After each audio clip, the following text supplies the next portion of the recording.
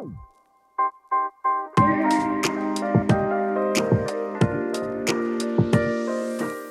everyone, and welcome back to the London Watch Collector channel. If you just tuned into my channel, I'm a watch collector, a watch enthusiast, basically I'm addicted to watches. And on my channel, I'll be sharing my passion for watches using 4K content. I'll be discussing and showing you brilliant timepieces ranging from Seiko to Patek Philippe. So guys, if you enjoy my reviews, please subscribe to my channel, make sure to hit the notification bell and follow me on Instagram.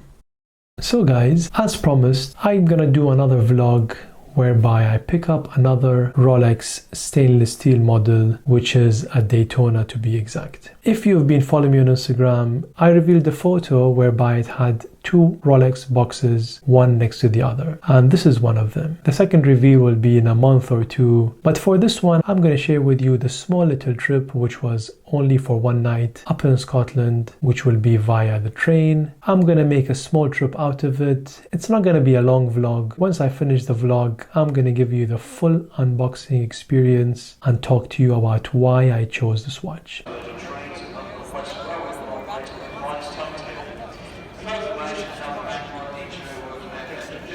So we just got to London Euston Station.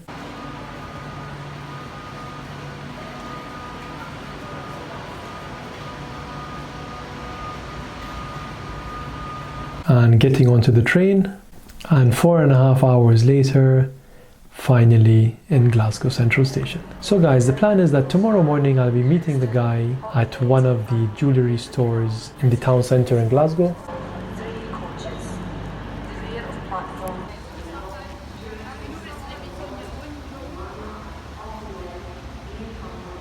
But for now, we're gonna grab some dinner, dessert, and then head to the hotel. If you guys haven't tried bread meets bread, you got to try it out. And of course, the amazing dessert.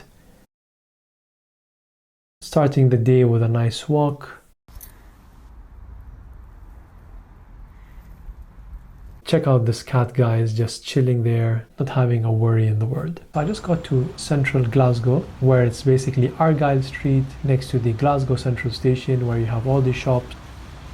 I'm heading to the store to meet the guy. I'm not going to be able to vlog it because it's going to be awkward for him and for me. He doesn't know I have a channel. I want to keep it that way. I'm just going to pick up the watch, grab some lunch with the family, and then catch the train, which is in the afternoon. So guys, I picked up the watch, just having quick lunch at the amazing pizza parlor. I just got the plain margarita, and we're heading back to the station, catching the train, and finally reveal the watch.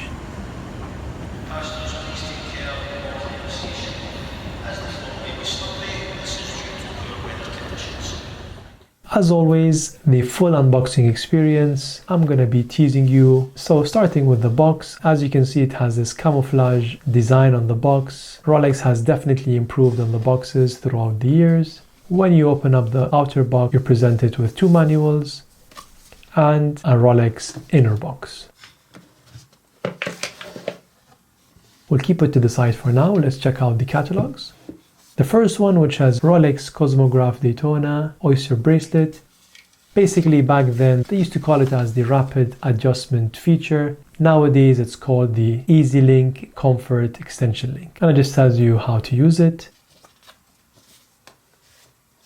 The next one is Rolex Cosmograph Daytona model. By opening it up, it might reveal the model, it might not. Let's have a go. Some of you might guess it because of the movement and the photo as well, but I'm gonna continue teasing you for another couple of minutes.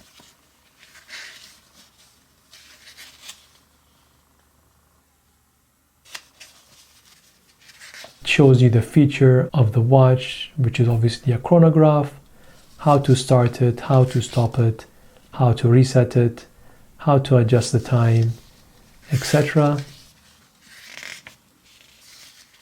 At the end of it, it tells you how to take care of your Rolex, how to look after it, and the authorized service centers.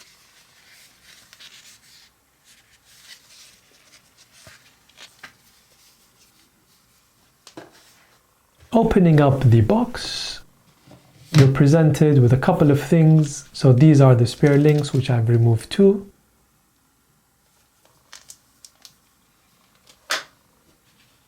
The second one is the maroon tag, which used to be 2 years warranty back then. And the third one is the Rolex green tag, which says Rolex Daytona at the front. At the back, which I'm hiding the reference number because I don't want to give it away just yet. As you can see, it's a K series. K series stands for a 2002. Under the watch, you'll have a leather pouch, which has a couple of things, including your guarantee card. But first is the calendar. So it has a calendar of a 2003 and 2004. The reason for that is because the watch was purchased in November 2002, as you'll see on the guarantee card in a bit. So what they usually do, they give you 2 years ahead. So there was no point of giving the original owner a 2002 or 2003. Reason being is that there was only 1 month remaining on the calendar. So he was given a 2003 and 2004. Next one is the translation, which is in many different languages.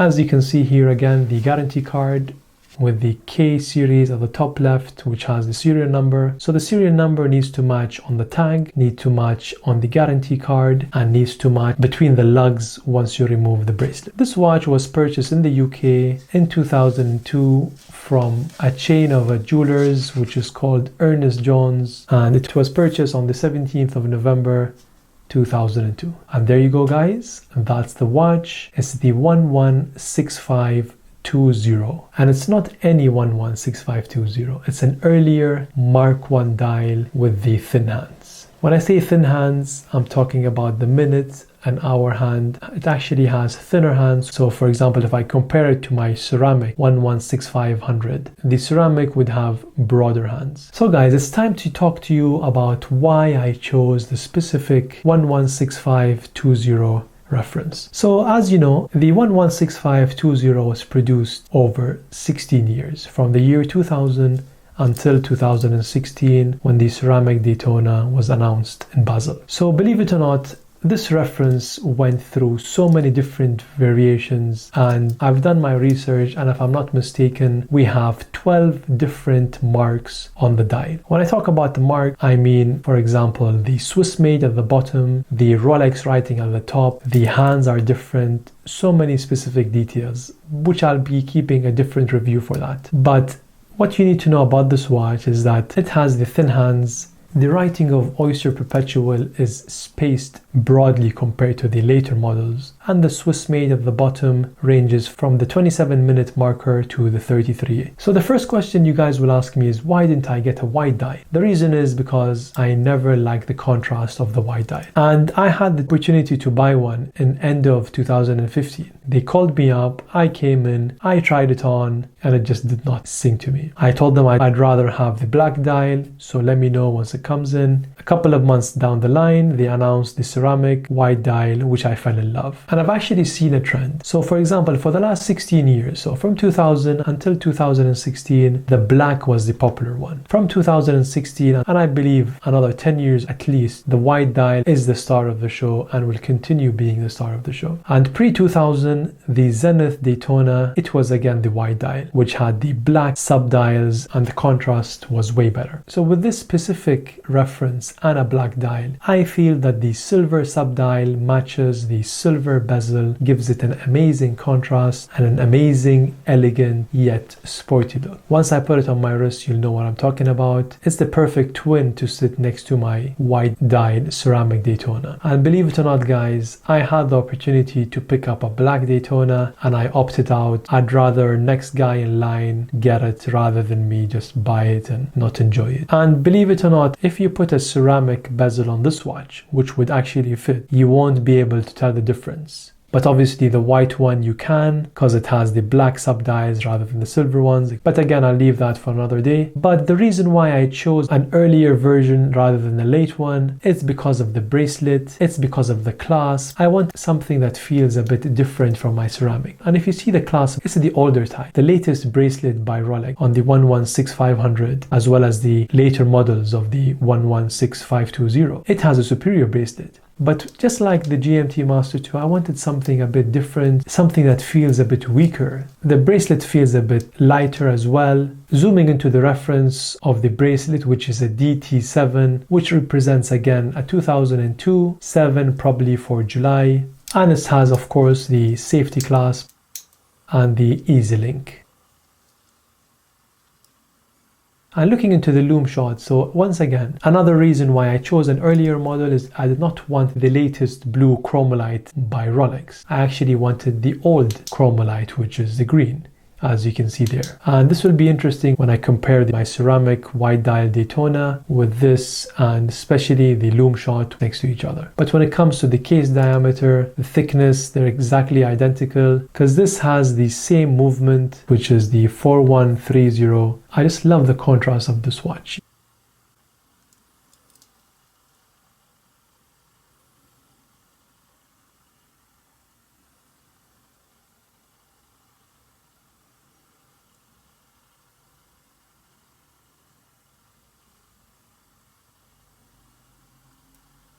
So guys, of course, no review is complete without a wrist shot. Just look at that, guys. I love the way the stainless steel bezel matches the inner subdials and the way it catches the light. The case being polished just matches the polished center links perfectly. And the size of the Rolex Daytona is just fantastic. It's so elegant yet so sporty. So guys, I hope you enjoyed this review. Do let me know your thoughts. Let me know what you think. Leave me a comment below. I hope you enjoyed this review. That's all for this week. Thank you for watching.